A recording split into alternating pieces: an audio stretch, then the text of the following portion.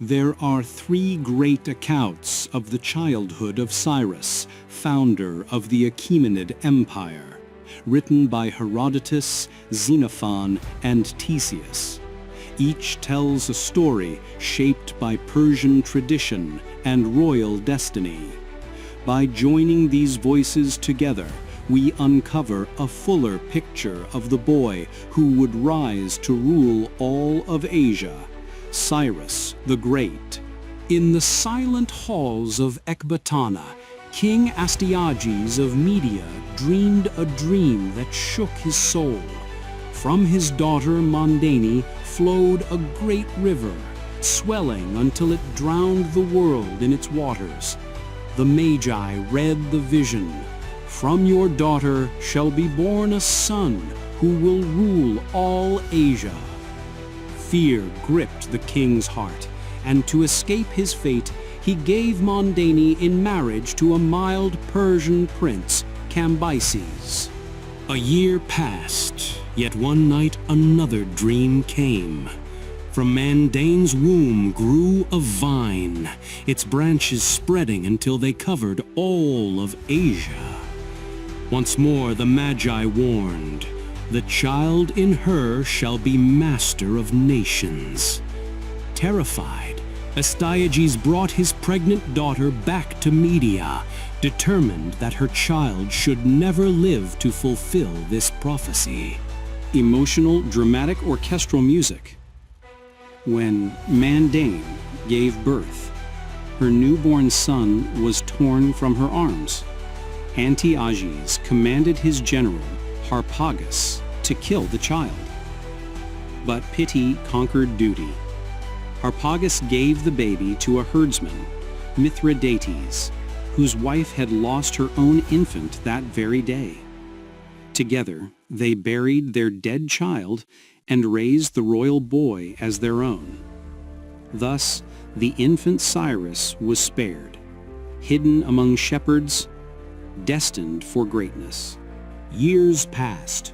Among village children, Cyrus was chosen as their king in play, commanding, judging, and ruling as though born to lead. When a nobleman's son defied him, he ordered him punished. The boy's father, outraged, brought the matter before King Astyages. Summoned to the palace, Cyrus spoke boldly. "I acted as a king should. If I have done wrong, punish me." The king stared in wonder, recognizing his own blood in the boy's eyes. When Astyages learned the truth, joy and fury battled within him. He rejoiced that his grandson lived, but raged at Harpagus' disobedience. In a cruel act of vengeance, he slew Harpagus' son, and at a royal feast, served the flesh to the father. When Harpagus learned the horror, he bowed and said, "Whatever pleases my lord the king is best." In silence, his heart turned to stone and to vengeance. Cyrus was sent back to Persia to be raised among the noble youths.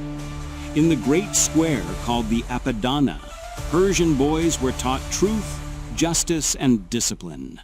They trained with bow and javelin, learned moderation and courage. Among them, Cyrus stood apart, stronger, wiser, and more just. His fame grew until whispers of his virtue reached back to the Median court. Summoned again to Ecbatana, Cyrus entered his grandfather's court.